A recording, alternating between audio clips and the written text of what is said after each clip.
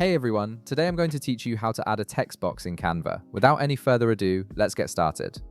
First, you'll want to have your design already open in Canva. Whether you're working on a social media post, presentation, or any other project, make sure you're viewing the canvas where you want to add your text. This is where all your creative work happens, so have it ready to go. Once your design is open, direct your attention to the left side panel of your screen. You'll see several options there for different design elements. Look for the one labeled text and click on it. This will open up a menu with various text options and templates that you can use to add written content to your design. It's the central hub for all text-related features in Canva.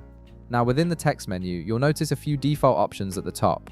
You'll see add a heading, add a subheading, and add a little bit of body text. Each of these serves a different purpose depending on what you're creating.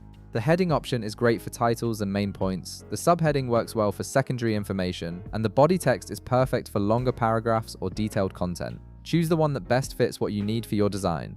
Just click on whichever option you want and a text box will automatically appear on your canvas. After the text box appears, you'll see placeholder text inside it. Click directly on the text box to activate it and start typing. For this example, go ahead and type hello, Canva!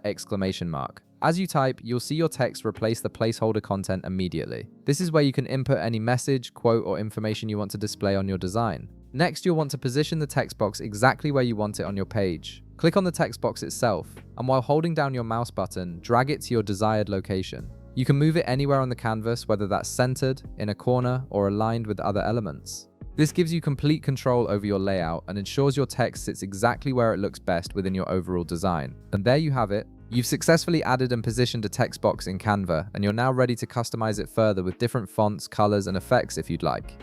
If this video helped you out, be sure to leave a like, subscribe, and I'll see you in the next one.